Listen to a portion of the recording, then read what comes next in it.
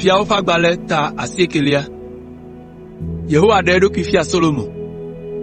Esi fia Solomo wu gbedoxɔ la kple fiasã la kple xɔ bubu siwo wòɖo be yeatu nu la, Yehowa gaɖe eɖokui fia zi evelia, abe ale si wòɖe eɖokui fia zi gbãtɔ le Gibeon ene. Yehowa gblɔ nɛ be, mese wo gbedodoɖa kple wò kokoƒoƒowo, mekɔ gbedoxɔ si nètum la ŋu to nye ŋkɔdada ɖe edzi metegbetegbe. Nye ŋkuwo kple nye dzi anɔ afi ma ɣe sia ɣi. Ne azɔ le ŋkunye me, aɖi anukware kple dzimekɔkɔ kpakple dzɔdzɔenyenye abe fofowò David ene, eye nàwɔ nye seawo dzi, ale nye ɖoɖowo kple kɔnuwo me ɖe asi la, ekema mana wò fiaɖuƒe nali ke tegbee, abe ale si medo ŋugbe na fofowò David ene, esi megblɔ nɛ be, viwòwo dometɔ ɖeka anɔ Israel ƒe fiazikpui dzi ɣe sia ɣi. Ke ne wò alo viwòwo miede megbe le ŋunye, eye miewɔ nye seawo kple ɖoɖo siwo mede asi na mi dzi o, eye mieyi ɖasubɔ mawu bubuwo hede ta agu na wo la, ekema makplɔ Israel dukɔ la adzoe le anyigba si metsɔ na wo la dzi. Maɖe wò le gbedoxɔ sia si ŋu mekɔ na nye ŋkɔ la me, eye manya wò le nye ŋkuta. Israel azu hamelo kple alɔmeɖenu le dukɔwo katã dome.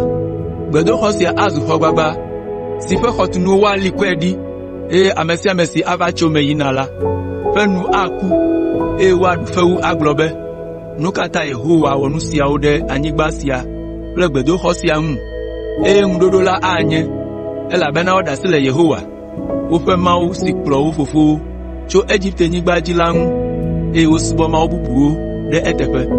Nu sia ta Yehowa he dzɔgbevɔ̃e sia va wo dzi ɖo. Solomo ƒe wɔna bubuawo.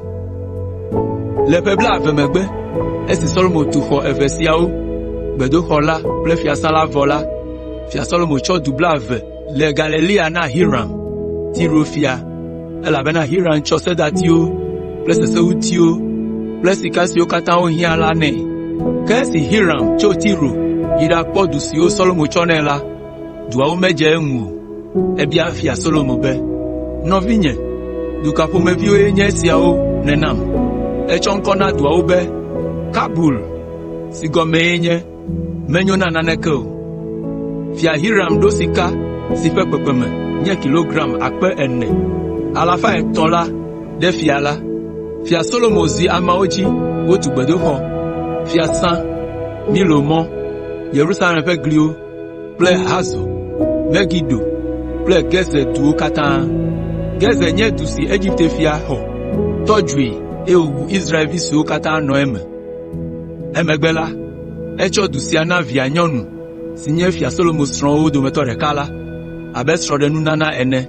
Solomo gbugbɔ Gezer kple Bet Horon anyigbetɔ, Balat kple Tadmɔ siwo nye gbegbe le eƒe anyigba dzi la tu.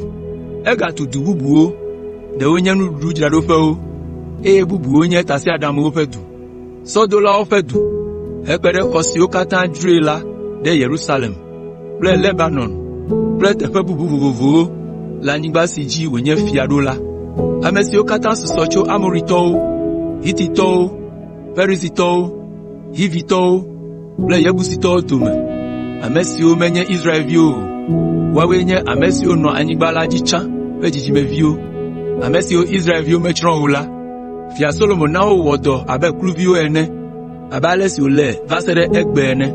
Solomo metsɔ Israelviwo wɔ kluviwo o, ke boŋ wozu asrafowo, dɔnunɔlawo, asrafomegãwo, aʋafiawo, tasiaɖamkulawo, dzikpɔlawo kple sɔdolawo hã.